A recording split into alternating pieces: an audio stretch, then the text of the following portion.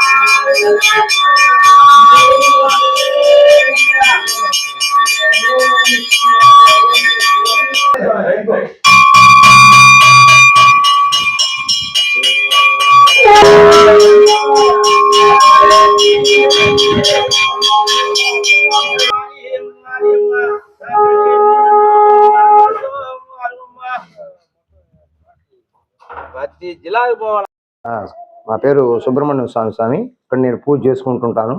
మళ్ళీ వేరే మా భక్తి వేరే ఉంది, చేసుకుంటుంటాం. మళ్ళీ వచ్చి ఉదయాన్నే వచ్చి చీకటితోనే 6 గంటలకల్లా వచ్చి చేసి మధ్యాహ్నం 11 గంటల దాకా భోజనం నివేదన చేసి వెళ్ళిపోతాను. ఆ తర్వాత మనం సాయంత్రం వచ్చి ఒకసారి దీపారాధన చూసుకొని పోతాం. ఇక్కడ ఏం వరదల్లోకి ఇలాంటి ఇబ్బంది ఏం లేదు. 3 సార్లు స్వామి మునిగిపోయాడు దేవాలయం, కానీ శివుడు మటుకు ఏమీ కాలేదు. మాకు ఇక్కడ పవర్ఫుల్ ఎక్కువ స్వామి ఓంకారేశ్వరుడు. మాకు ఇదిగా ఇబ్బంది లేకుండా అందరికి కూడా మాకు ఎలాంటి ఇబ్బంది లేకుండా చేస్తున్నాడు. 14 సంవత్సరాలు ఏ ఇబ్బంది కాలేదు. గుడి మునిగిపోయింది, మళ్ళీ మేము క్లీన్ చేసుకున్నాం. అప్పుడు రేకులు చిన్న గుడి చేసుకున్నాం. ఇప్పుడు ఏంటంటే స్లాబ్ వేయించేసాం. ఆ మంత్రి నారాయణ సార్ గారు కాస్త డబ్బులు ఇచ్చారు, మాకు 2.5 లక్షలు డబ్బులు ఇచ్చారు. దాంతో మేము పెట్టుకొని అందరి దగ్గర దండుకొని ఇక్కడ స్విమ్మింగ్ వచ్చేవాళ్ళు, బయట భక్తులు అందరూ వచ్చి మాకు విరాళాలు ఇచ్చారు. ఇచ్చిన తర్వాత గుడి బాగా స్ట్రాంగ్ గా కట్టేసాం ఈ సంవత్సరం. ఈ శివాలయంలో ఎప్పుడు పూజలు బాగా జరుగుతాయి? కార్తీక మాసంలో బాగా జరుగుతాయి, శివరాత్రి సందర్భం బాగా జరుగుతాయి. ప్రతిరోజు నిత్యం ఉంటున్నాయి, పూజలు ఉంటాయి, జరుగుతుంది. ప్రతిరోజు అభిషేకం ఉంటుంది. 360 రోజులు పాలాభిషేకం జరుగుతూనే ఉంటుంది. పూజలు మటుకు అందుతానే ఉంటాయి. ఎప్పుడు మనం ఇది చేసింది ఏం లేదు స్వామికి. ఉదయం 6ంటికి తీస్తాం స్వామి ఉదయ గుడి.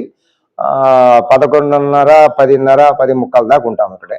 ఆ స్వామికి భోజనం నివేదన చేసి పోతాం ప్రతిరోజు. స్విమ్మింగ్ 5:30 ఆ ప్రాంతం వస్తాం. 5:30, 5కి వచ్చేసి 6 గంటలకల్లా క్లోజ్ చేసేసుకుని వెళ్ళిపోతాం. మాకు గుడికి సంబంధించి దారి కావాలి స్వామి, మెయిన్ దారి కావాలి. వచ్చేదానికి కొంచెం ఇబ్బందిగా ఉంది. అది కొంచెం దారికి ఇబ్బంది లేకుండా, దారిలో కొంచెం చెత్త పోస్తున్నారు. అలాంటిది ఇబ్బంది లేకుండా లేడీస్ రావాలని కొంచెం ఇబ్బందిగా ఉంది. బాత్రూమ్లు అయిపోవట, ఇక్కడ రోడ్డు కాబట్టి ఏరు కాబట్టి కొంచెం ఇబ్బందిగా ఉంది. మాకు ఒకరు ఆ సదుపాయం చేస్తే చాలు స్వామి, గుడికాడికి ఇబ్బంది లేకుండా. స్వామి ఇక్కడ మాకేందంటే కొంచెం ఎండగా ఉంటుంది, ఎడారి కాబట్టి ఒక 200 చెట్లు కానీ వేసుకుంటే బాగా చుట్టుపక్కల చెట్లు వేస్తున్నాం. ఇప్పుడు అందరు భక్తులు వచ్చి వేస్తున్నారు. ఇంకా భక్తులు వచ్చి మాకు ఇంకా చెట్లు కానీ నాటితే చల్లగా బాగుంటుంది. ఒక వనంలా చేసి పెడతాము. అవి కాపాడే బాధ్యత మాది. చెట్లు ఇస్తే మేము కాపాడుకుంటాము. మీరు చెట్లు కానీ వేస్తే బాగుంటుంది అని కోరుకుంటున్నాం. గత 14 సంవత్సరాలు అయింది ఈ దేవాలయం నిర్ణయించి. వెనక వైపు ఎల్లవ వస్తే అడ్డగా బద్రీనాథ్లో కట్టినట్టుగా ఒక నిలయం లాగా కట్టాలని, కేదార్నాథ్లో ఒక నిలయం. ఈ దేవాలయం పెద్ద ఎల్లవలు వస్తే అడ్డుగా కేదార్నాథ్ కేదార్నాథ్ నిలయంలో ఒక అడ్డ కట్టినట్టు వెనకాల ఒక నిలయం కట్టి ఉన్నాము. ఎంత ఎల్ల వచ్చినా ఎంత వరదలు వచ్చినా ఏమి కాకుండా నిలబడుతుంది. అందుకోసంగా ఆ నిర్ణయం చేసాము. కేదార్నాథ్ బద్రీనాథ్ ఎల్లనోళ్ళు ఇక్కడ వచ్చి దర్శించుకుంటే బద్రీనాథ్ కేదార్నాథ్ పోయిన పుణ్యం కలుగుతుందని భగవంతుడు అనుమతితో మేము కట్టించాము. మాకు ఆరోగ్యపరంగా దాదాపు 38 ఏళ్లుగా నేను ఈ పెన్నా రివర్ లో స్నానం చేస్తున్నాం. అందువల్ల మాకు ఇప్పుడు ఆరోగ్యపరంగా ఎలాంటి రుగ్మతలు లేవు. బీపీలు, షుగర్లు, మామూలుగా ఈ లైఫ్ స్టైల్ డిసీజెస్ ఏది రాకుండా ఉందంటే మేము ఈ రోజుకి ఏం తినాలన్నా తినగలం, ఏం చేయాలన్నా చేయగలం. అంతటి ఇది ఈ నదిలో ఉండే ఆ పవర్. రోజు ఈత కొట్టినందువల్ల అందరూ ఆరోగ్యాన్ని ఇక్కడ పెంపొందించుకుంటాం. దాదాపు ఈ ఊర్లో 3 ఘాట్లు ఉన్నాయి. దాంట్లో ఇది ముఖ్యంగా ఈ ఘాటు దేవాలయంతో కూడుకున్న ఇది. అందువల్ల ఏంటంటే ఇక్కడ ఉదయం వచ్చేసి దాదాపు ఒక 300 మంది వస్తారు.